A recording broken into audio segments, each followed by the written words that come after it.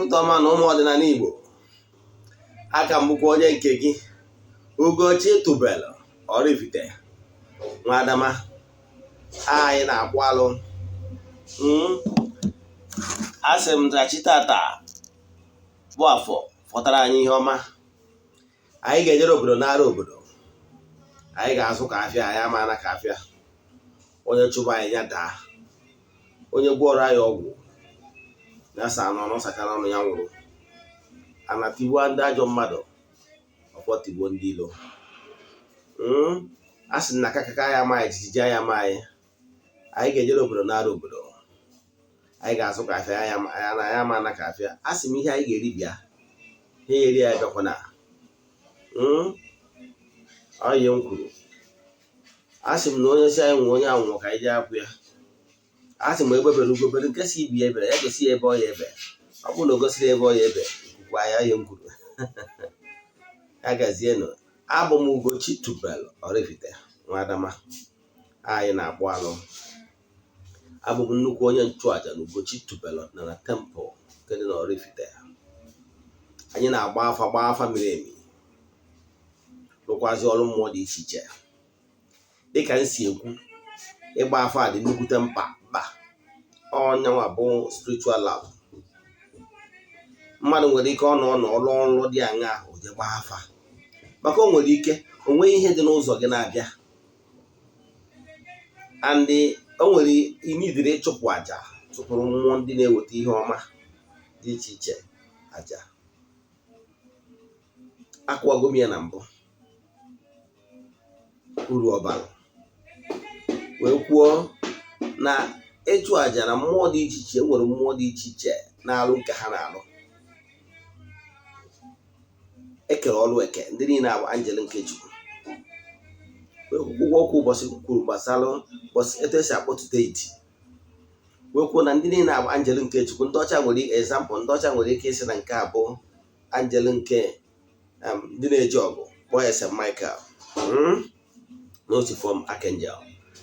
Ndị Igbo ya akpọtụ nke ha nwere kpọọ ya Amadioha, ma kpọọ ya Ụlas, ma kpọọ ya afa male deity ọbụla, mana ofu ọrụ aka ọ na-alụ. A na-ekwu maka ofu anjel nke Chukwu ahụ, mana ndị ụka kpọrọ nke ha n'afa nke ha, ndị ọdịnala kpọọ nke ha n'afa nke ha. Mana ihe niile are entities of powers working in harmony for the glory of the Almighty Father, Chukwu Okike. Unu ekwezina ka ndị ụka ọbịa na-agwa gị na nkụzi ha maọbụ na nghọta nke ha dị superior than us. No. Ihe ị ga-eji mma na okpukpere niile na nwere nke dị superior n'ibie hụ na ndị na-ete isi n'ala na-enye testimony, ndị Hindu na-enye testimony, okpukpere dị iche iche, ndị ọdịnala na-enye testimony. Chukwu Okike na-aza mmadụ niile ekpere. All the universal laws. Isu ude n'obi gị, mmụọ ndị ọ gbọrọ ha iburu ude mmadụ so wee deliver. So mana ihe anyị ga-ekwu maka ọdịnala bụ na ọ dị homogeneous na our species, our race, and enwe harmony already existing. So ọ dị easier. Ọ nọ ka onye unu ya na-agba ọkụ, ọ na-akpọ Buhari, nwanne unu gị ga-agba ọkụ. But ịma the natural laws that govern the universe, ịma na ndị ga-akpọ ọkụ ndị fire service. Ya? So ọ bara uru ije na-akpọ mmụọ ndị mba were ndị ya ancestors n'ebe a ga-enyere gị aka. Ayọ ga-agaruo. Ọ bụrụ onye ka m gara ikuzi taa. Ihe enyi maka ya wee bịa tata bụ ka m kọwaa ihe ụfọdụ based on ajụ ụfọdụ ndị mmadụ jụrụ m ụnyaahụ. Ihe ọzọ m chọrọ ịza na ajụjụ vidiyo ikpeazụ m mere nkwara gbasara agwụ.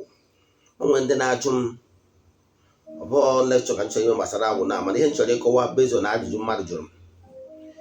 Ka ị ga-esi mata agwụ ihe ị nwere, agwụ nka na ụzụ, ọ bụ agwụ azụmahịa, ọ bụ agwụ ineta ndị ọrịa, ọ bụ agwụ ọbụla.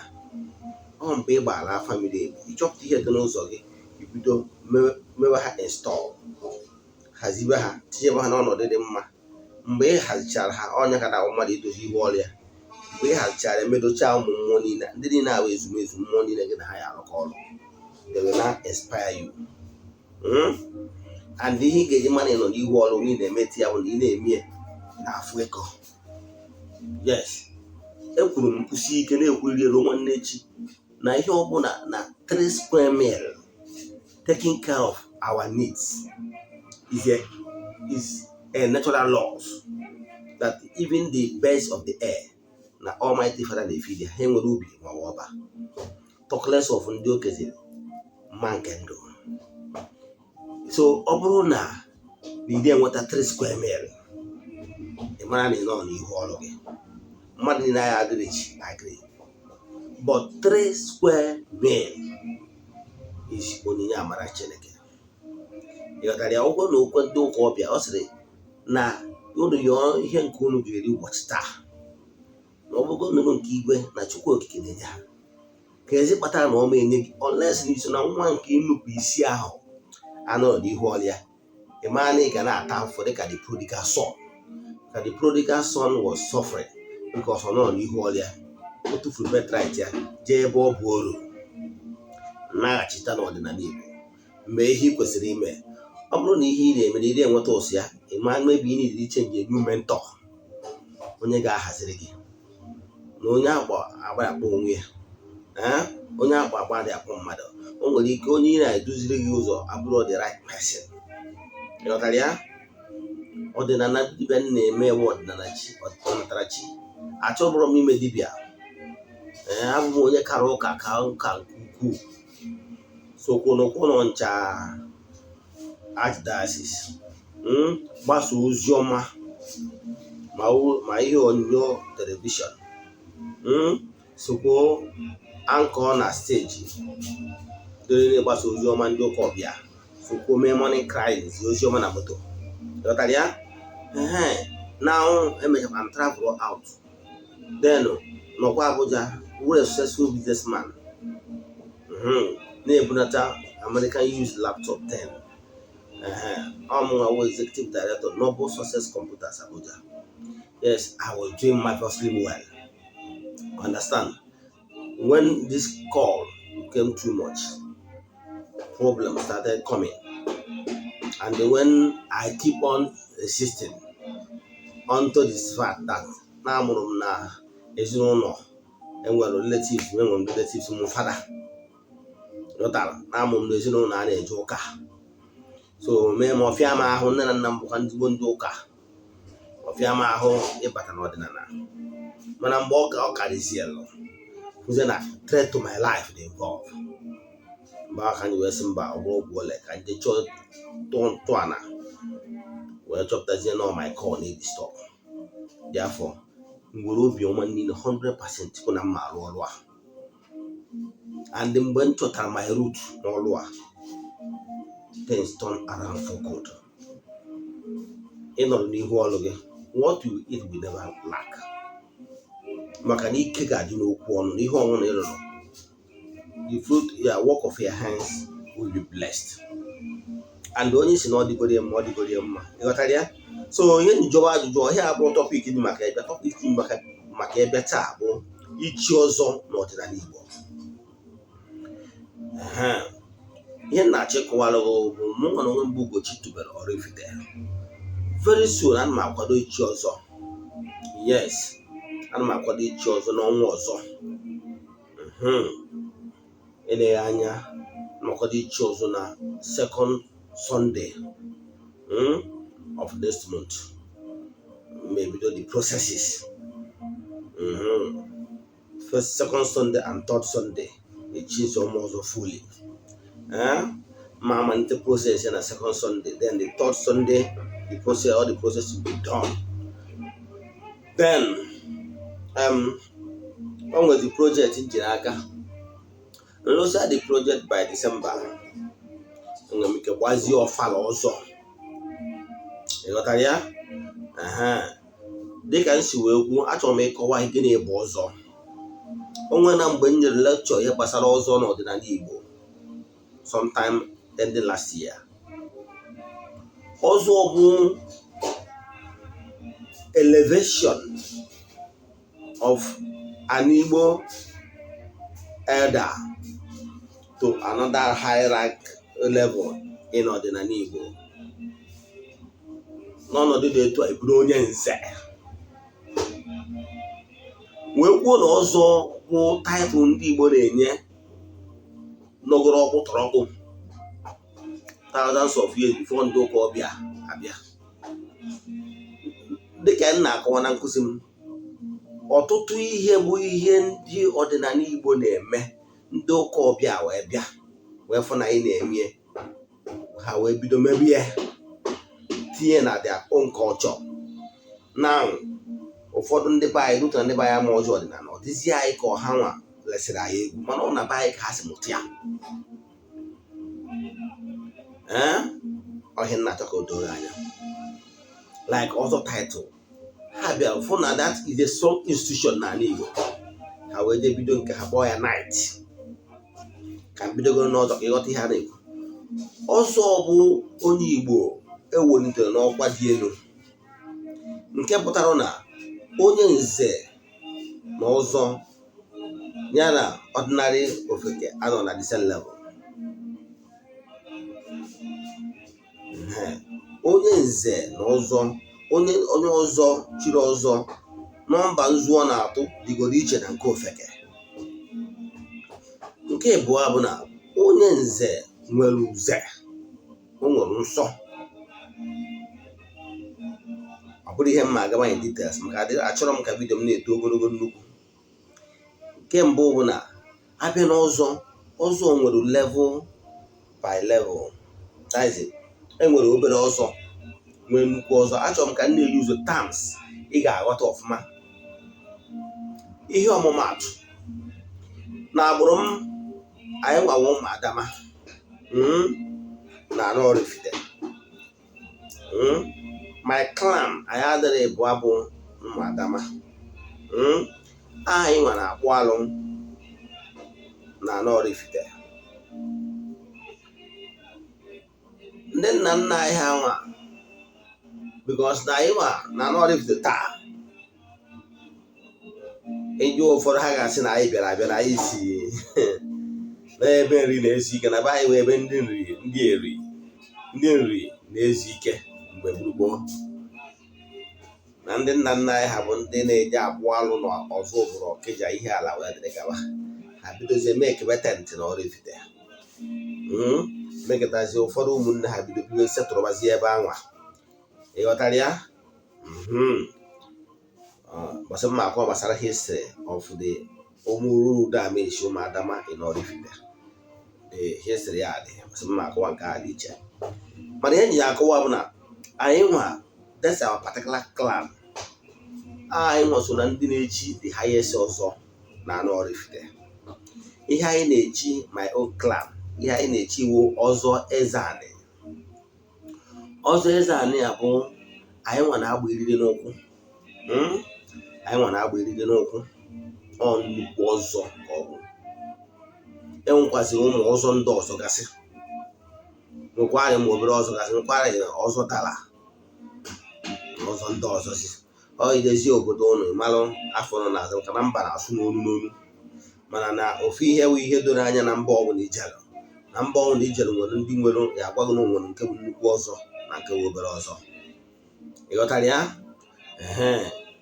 Onye ọzọ chiri ọzọ etu esi echi ọzọ bụ onye akaghịrị ihe niile na ọ ga na-ekwu eziokwu mgbe abụ na mgbe. Adị m ekwukwa maka ndị na-echi ọzọ ndị ụka. Ọzọ bụ an ọzọ title holder n'ọdịnala Igbo wụ a highly respected elder.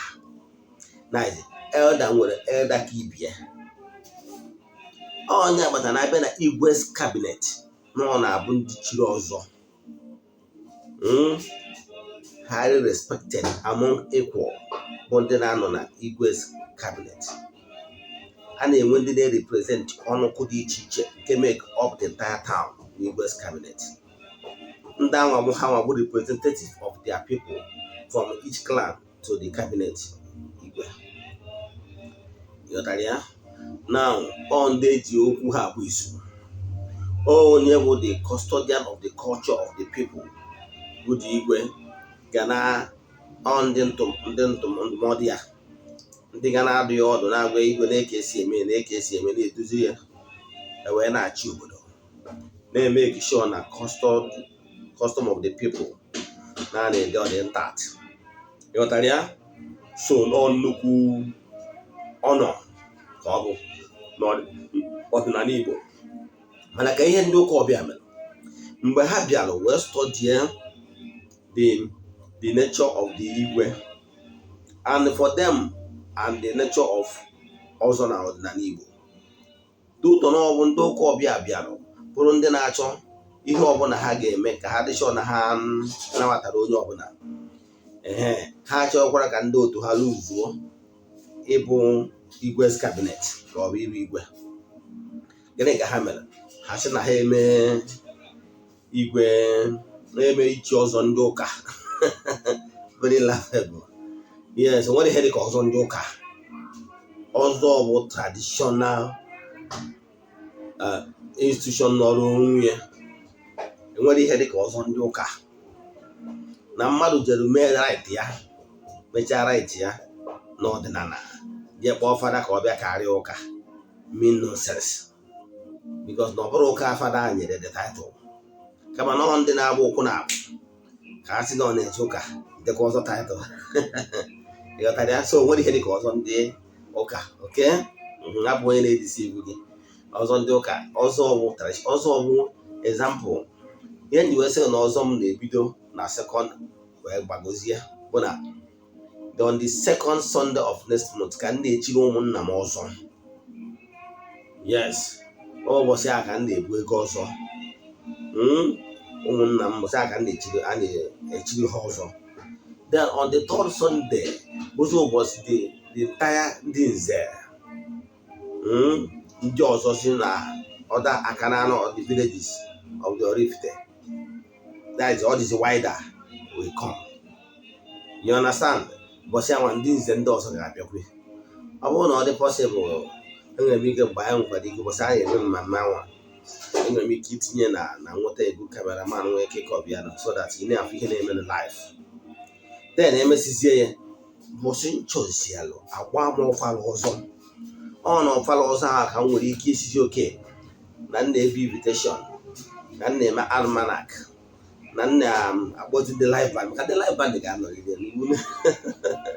Yes. Ọtụtụ ndị na-eti egwu ọdịnala ga na ụbọchị ahụ. Emekwa ego ma arrangement ma dị Igbo ha ma ndị ọzọ gasị ha ijele nwaanyị ha ndị ga-perform live n'ụbọchị ahụ. Na-echi ọzọ eme ọzọ festival. By God's grace, enwere ike na-emekwu nke a na-emepe new house at the same time. So but ihe chọrọ ịkọwa maka ya na abụọ ọzọ is a title n'ọrụ onwe, nwere ihe dịka ọzọ ndị ụka. Then abịazie ihe ndị oyibo meziri ndị butere ụka ọbịa wazị that the system of ọzọ and the prestige of ọzọ, they now introduce their own what they call the night. Now the night ahụ ha sịkwa na night ụkwa maka ndị elders of the church, ndị na-anụ ụka ọgụ n'ọha bụ ndị ụka ndị oji okwu ha bụ izu. Ịghọtago? Nọ ndị agha nke nzukọ ha. Ịghọtara ya? So now even the knighthood enwekwara level by level. Example, ha ga-asị na-enwe Knight of St. John International, no with the smaller. Na-enwe Knight of the same Mulumba na nke a dị higher. Ha ga-asị na-enwe Knight of St. John, na-enwe Knight of St. Christopher na that the lower. Nwe Knight of St. Mulumba. Nwecha Knight of St. Mulumba, wakwa na-enwe Knight of St. Sylvester na ndị nke ahụ ndị ọkpọkọpe ya. A na-agwa ha Papa Night. So ihe na-achịkọwara gị bụ na then ụmụ nwaanyị ha na-aza the ladies of the night. So mana ị chọrọ iweta ya wụ na ka ịghọta na-enwe hierarchy. Etu ahụ o si dị n'ọdịnala ka ndị ụka ọbịa si wee mụrụkwa the system, the structure that works.